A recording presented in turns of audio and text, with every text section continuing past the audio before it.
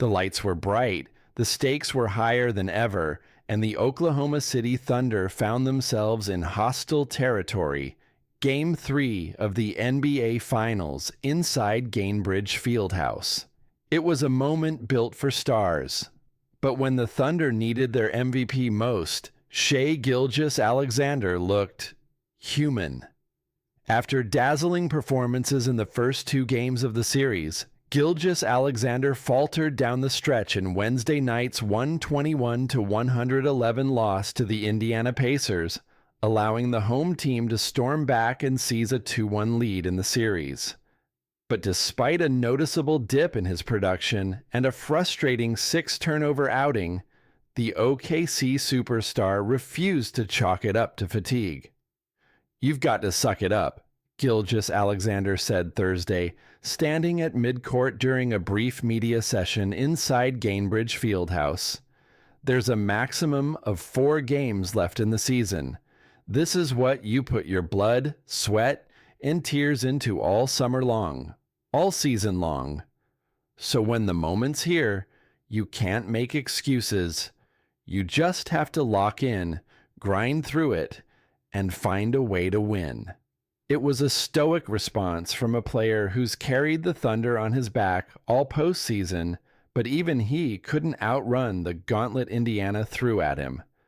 After torching the Pacers for 34 points and 8 assists in Game 2, Gilgeous-Alexander managed just 24 points and 4 dimes in Game 3, with 6 costly turnovers, the most he's ever committed in a playoff game.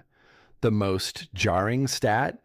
Just 3 points on 1 of 3 shooting in the fourth quarter. No assists, no takeover moments, and no answers for Indiana's defensive pressure. "It's not like we're reinventing the wheel," said Pacers guard Andrew Nembhard, who drew the unenviable assignment of guarding SGA. "We just want to make every second miserable for him. Be physical, be persistent, and most of all, stay connected as a team. It's not just one guy guarding him, it's 5.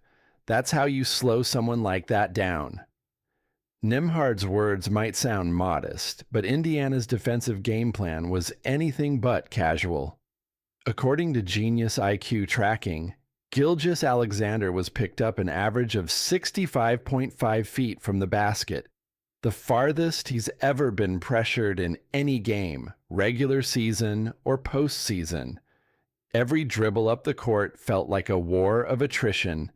Gilgeous-Alexander was only the primary ball handler 23 times, his second lowest tally in these playoffs. And when he did touch the ball in the half court, the Pacers sent wave after wave at him. Indiana blitzed him 12 times, the most he's ever seen in a single playoff game. On the other end, they didn't let up either. SGA was the primary defender on 22 shot attempts, another career high in postseason play. Fatigue? It wasn't just creeping in, it was trying to consume him. But again, the MVP remained unfazed. "I don't really think that's what it was," he said, when asked directly about exhaustion. "We've played in plenty of physical games. Some nights I've been able to close strong. Other nights, it hasn't gone my way. That's basketball. I don't think tonight was anything I hadn't seen before. They were just better late." Whether it's pride, professionalism, or sheer willpower, Gilgeous-Alexander isn't about to use tired legs as a crutch. His words echoed leadership. His demeanor spoke volumes. But the numbers don't lie. Indiana is doing everything in its power to drain the Thunder's engine. And it's working. The Pacers have now pulled off 2 comeback wins in the series, both fueled by explosive fourth quarters and an unrelenting defensive scheme. Wednesday night was a masterclass in pressure and pacing. Indiana outscored OKC 32-18 in the fourth, with Gilgeous-Alexander struggling to get separation or find passing lanes. Whether it was Aaron Nesmith providing help defense or Miles Turner lurking in the paint, every possession felt like a mountain. Yet, this series is far from over. The Thunder have proven time and again this season that they are built for adversity. They were the youngest number, one seed in recent memory. They've overcome size mismatches, playoff inexperience, and offensive droughts. And now they face their biggest challenge yet, clawing back on the road against a surging Pacers team and figuring out how to put their MVP back in the driver's seat. For Gilgeous-Alexander, the message is clear. Fatigue is real, but excuses aren't welcome. You get to this point, and it's all about will, he said. You find another gear. You don't let your body tell you no. You just fight. That fight will need to show up in Game 4. The Thunder can't afford to go down 3-1.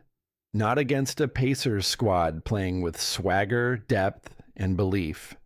The ball is still in Shai's hands. The question is, can he find that gear? Or has Indiana finally cracked the MVP code?